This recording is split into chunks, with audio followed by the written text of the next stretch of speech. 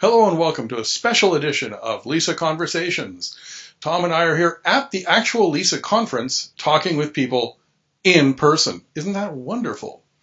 I would like to welcome you all. I'm Lee Damon from the University of Washington. And I'm Tom Limoncelli, SRE at StackOverflow.com. Each episode, LISA Conversations brings you people and personalities from the conference. And today we are very excited to have the chairs of LISA 2015. Amy and Cory, why don't you introduce yourselves? Hi, I'm Amy Rich from Mozilla Corporation. I'm Cory Lueninghoener from Los Alamos National Laboratory. Welcome, both of you. I know you have a lot to do tomorrow when you open the actual conference. We really appreciate you giving us your time. Thanks for having us here. I'd like to start off with a motivational question. Well, actually, I'll save that for later. Let's start off with, why do you keep coming back to these conferences? You've been here many times. I'm sure there's a reason for it. So I first started coming to LISA in '95. This is my 18th LISA. And the very first LISA I was at, I was a very junior sysadmin. I was still in college, and I had a lot to learn.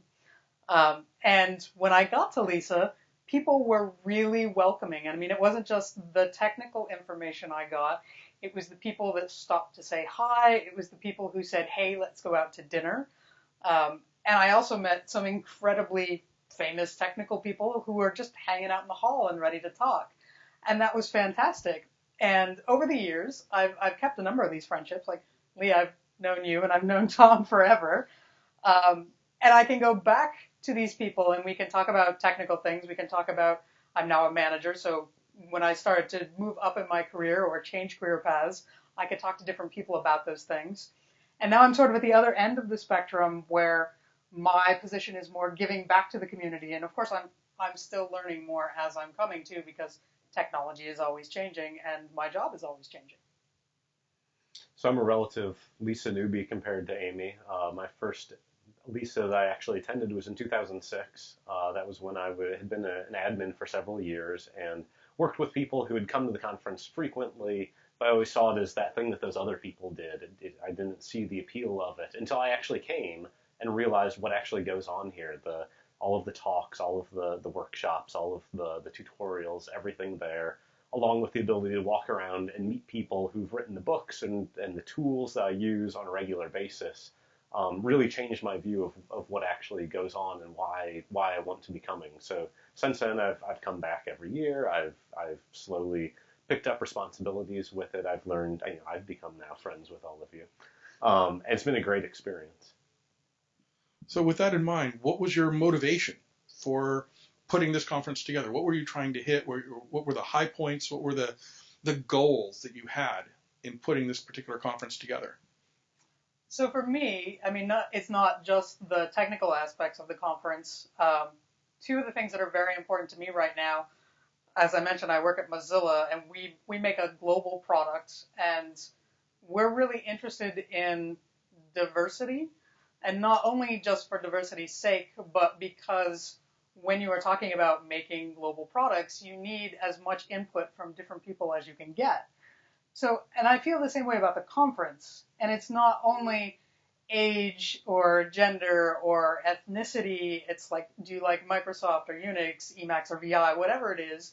We need lots of different viewpoints so that we can be a stronger community and we help each other learn and we can solve bigger challenges that way. So that was something that was really important to me.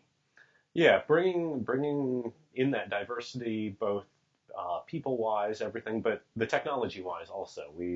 The field has been changing for the last 5 or 10 years pretty clearly, making sure that we're able to bring in people or content that people find useful, whether they're working at a small university and have 100 systems that they're managing, or Google or Facebook or whatever and have hundreds of thousands of systems that they're managing.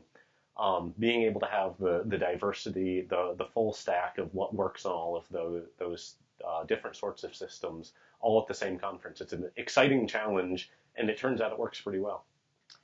And one of the other underlying things was actually, as system administrators, we are problem solvers. And we think a lot about the technology that we use and the technical problems that we solve, and sometimes the people problems that we solve if we're managers or we're doing lots of cross-team work.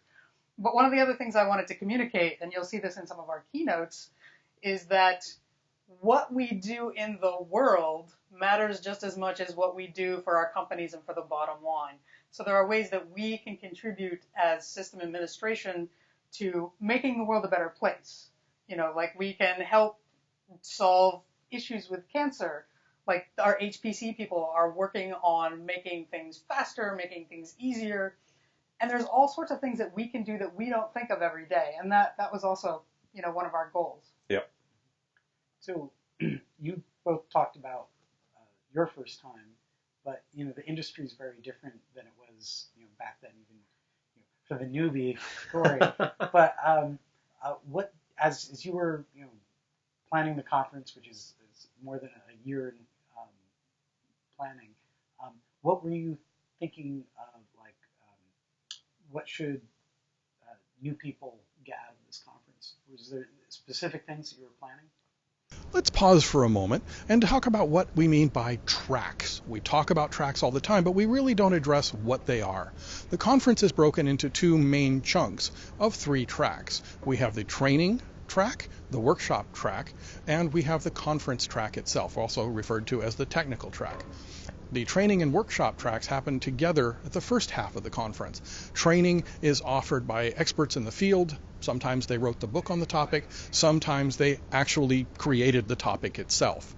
The workshops are organized 30 people or fewer getting together and discussing a interesting and critical or just plain interesting topic, led by an organizer who's done some pre-planning, but generally open as a discussion and seminar session. During the regular or conference track, also referred to as the technical track, we also offer training, but we generally focus more on presentations done for refereed papers or invited talks, 45 or 90-minute sessions. And those are also led by people who have created or invented something, or perhaps by people who have deep experience and deep knowledge on those topics. And those are, again, 1 to very many conference attendees. Could be 30 people, could be 100 people, could be more. Of course, we also have keynotes and plenary sessions that are addressed to the entire conference. We might have optional tracks as well. We also have the exposition, or vendor expo, as we call it, where you can talk to many vendors who show up to address specifically IT support professionals and their needs.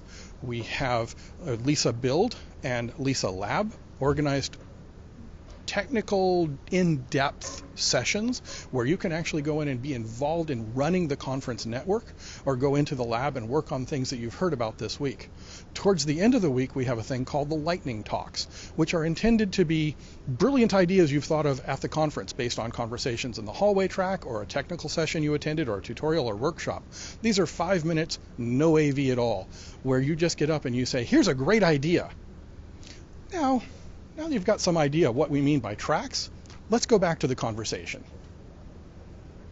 So we wanted a combination across all of the tracks of the conference of things that everybody would want to go to and be able to get something out of. So it's not just the new people. We want senior people to get something out of the conference too. We don't want it to be something that you eventually grow out of. So finding a combination of tutorials, for example, that were introductory tutorials to bring a new junior admin up to speed in some new technology, as well as tutorials that senior people would want to go to either brush up on something they haven't used before, or some of the new things that have been coming down over the last couple of years to keep it fresh the whole way across that.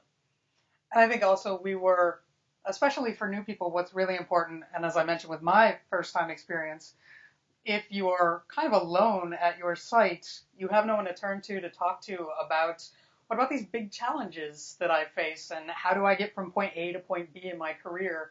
And one of the things we're hoping that new people will get out is sort of that sense of community and people that they can talk to help them out, to help them grow, not only technically, but professionally as well. Community is definitely important here. The hallway track, which is, actually, I'll let you, what is the hallway track? Because we constantly refer to it, but we've never really defined it. What do you view as the hallway track? So the hallway track, in my view at least, is everything else that happens at the conference. So there's all of the talks, and the tutorials, everything that is the official parts of the conference. But then there are 1,000 attendees who are milling about between sessions, during breaks, during lunch, and everything. And that's the opportunity to go talk to all of those people, to find somebody who gave a talk that you really liked and talk to them, to find the person who asked a question during something and ask them for more details, or find that person that you heard saying that they somehow got their database to do some amazing thing and go ask, how did you do that? Because I need to do that same thing. And in fact, yeah, even within the formal track, like as you were mentioning during the breaks, today I sat down with someone from a company who does something similar to what we do, who has a big infrastructure, and I said, hey, let's talk about how you manage this and how we manage this. And we had this 15-minute conversation during the break. And it's also things like there's sort of semi-organized dinner, and there's a BOF board where you can go schedule things after the normal conference day is done. And USENIX provides rooms and materials so that people can get together and talk about those things, either of technical interest or non-technical interest. Right. BOF means bird of a feather for those of you who aren't who are playing from home. And we do have BOF sessions that are both technical and whatever interest. You could say people who want to ride bicycles. You can have a BOF for that. It's about building community that is connected at more than just I know what command to issue for this thing to happen. And BOF sessions are one of the ways that I started getting involved in the LISA conference. I came as an attendee for a couple of years. I was working on configuration management stuff at the time. And we had a configuration management workshop where we talked about middle level sorts of things, some junior attendees, some senior attendees, but it was very middle level sorts of things. And after a few times we realized we don't have the getting started with configuration management tutorial or talk or anything. And so I walked up to the BOF board, I wrote getting started with configuration management. That night at 8 o'clock, a whole bunch of people got together and we talked about what's hard about this? Why do you want to do it? Where do I start? How do I find time to start these things? And yeah, they're technical, they're non-technical. It's a wonderful ability to bring people together in a slightly more formal hallway track sort of way. Yeah, it's kind of an organized, disorganized hallway track. I mean, we have BOF sessions for women in advanced computing. We have the GBLTAQ asterisk BOF tonight, and just whatever community feels like they want to organize, and it's self-organizing. And also a lot of open source communities host BOFs also. So there's lots of different kinds of communities. And BOFs can evolve into workshops. They can evolve into technical tracks, presentations, etc. We've had all of those things happen over the years. So, well, it's been great having you guys, and we're running a long time, so let's wrap up with, we have a tradition. We always end with the same 3 rapid-fire questions. The first question is, was your first computer that you used or owned? An Apple IIe, I think it was. Mine was a 2C, but my first love was my Sun 360. Have you ever gotten to or had to push the big red switch to kill power to a data center or server room? I actually got to push the big red switch to shut down power to an entire building, since one of our water mains had frozen and broken, and I was running around in 2 inches of water trying to unplug computers from offices. And that included the data center, so everything went down. Running around in water, I was unplugging, in college. I was not very smart at that. Contraindicated. I've never actually pressed it. The closest I've come is we had a button that was a piece of glass with a little button trapped behind it. So if you broke the glass, it'd pop out and everything would drop power.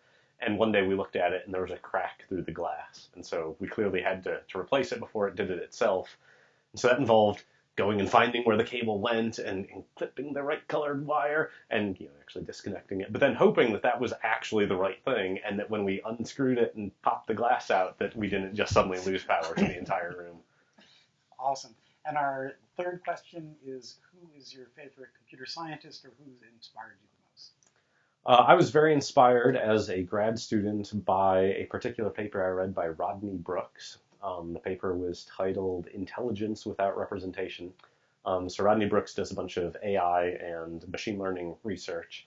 And this paper was about creating robots that didn't have a representation of their world programmed into them. They were just neural network sort of things. You'd put it down someplace, and it would have to learn on its own what was around it. So no modeling, no nothing.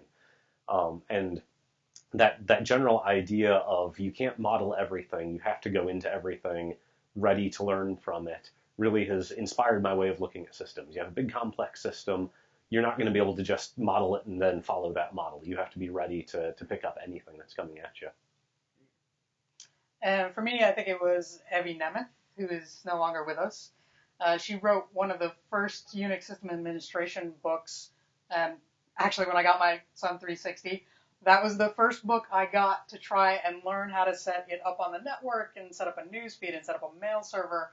And it was very inspiring to me that another woman who was working in CS had done these sort of things, and it sort of proved to me that, hey, totally I can do that. And in later years, when I came to LISA and I came to USENIX, I actually got to meet Evie, and she was completely approachable, and she was a fantastic person as well. She was. And I want to thank you again for joining us. I would like to thank the wonderful people standing behind the cameras for their assistance in making this possible. And I would like to thank you for watching this video. I hope you'll join us again for another LISA conversation. Thank you.